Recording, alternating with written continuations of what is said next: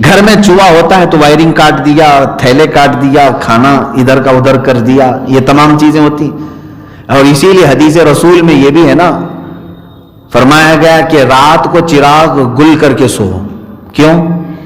فرمایا گیا چوہا, شیطان جو ہے چوہے کی شکل میں آئے گا, چراغ کو کھینچ کر کے کپڑوں کے پاس لے جائے گا, گرائے گا, آگ لگے گی جس سے تمہارا پورا گھر بھی جل سکتا ہے, آگ لگانے کا کام بھی کرے گا. تو چوہا اس طرح کا دشمن ہے کہ سمجھ میں نہیں آتا, لیکن ہوتا گھر میں ہے. کیا کرتے ہیں آپ چوہوں کے لیے؟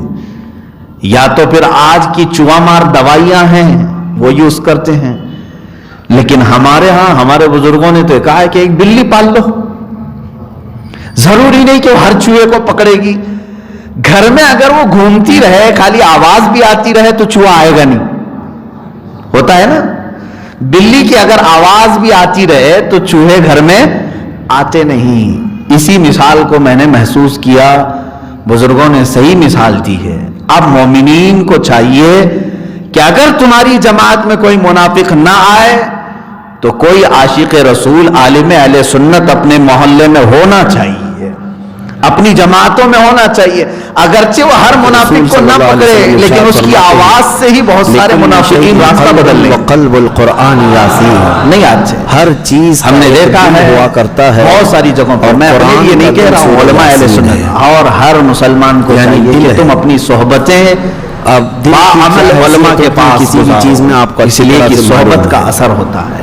دل جو ہے اپنے اللہ تعالیٰ نے جو تمہیں وقت دیا ہے اس وقت میں تھوڑا وقت نکالو.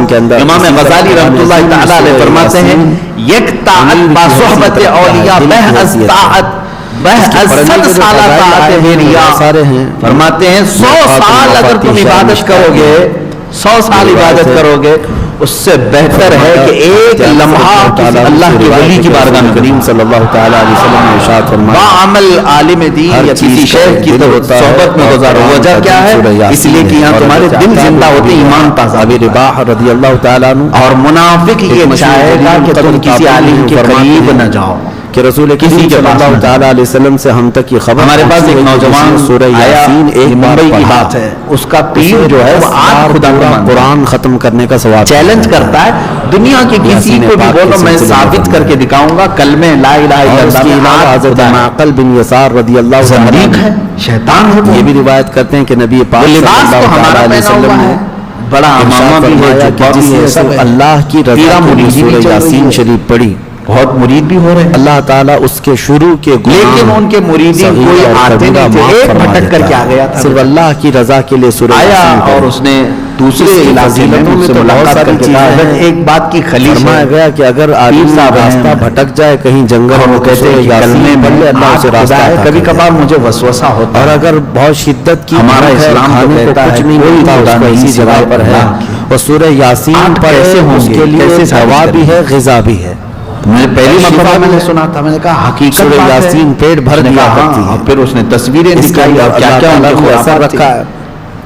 اور پھر یہ تو میں محسوس کیا یہ میرے پاس آ کر کے بتایا جو سورہ یاسین رات کو میں نے اس سے کہا تمہارے اگر ان کی ایک علامت بڑھنے سے پہلے اس کا انتقال ہوا تو اس کو شہیدوں میں اٹھایا جائے گا. کہا انہوں نے تم کو مرید کرنے کے بعد سب سے پہلے یہ کہا ہوگا کہ مولانا کے پاس نہیں جانا, اور پھر اس نے کہا یہ نبی پاک صلی اللہ علیہ وسلم نے بھی ارشاد فرمایا, کہا معقل بن یسار ہم ولی بن گئے کہ حضور نے فرمایا اس کو, میں نے کہا بیٹا میں دل کی بات نہیں اور نہ ہم نے ولی بڑھا کرو, لیکن مجھے ان کی ساری ٹپس معلوم ہے. انتقال کے قریب یہ شیطان سب سے پہلے یہ چاہتا ہے کہ کسی عالم کے پاس نہ جائے, ورنہ اس کی پول کھلے, اس کے سرانے کے پاس بیٹھ کر سورہ یاسین بندہ جو ہے شریعت کو جان لے گا تو پھر اس کو دھکے مارے گا. حدیث میں ہے امام 8 خدا کہاں سے آئے, حضرت یہ عزیزوں ایسے زندیقوں کے پاس اپنا ایمان نہ بیچو. سب نے اس کو روایت جو مشائخ اہل سنت کے ہیں یہ فرمایا گیا جو صحیح طریقے سے اولیاء کاملین کے غلام ہیں, اس کے پاس میرے عزیزوں ان کی بارگاہ میں تمہیں اپنی جان بھی فدا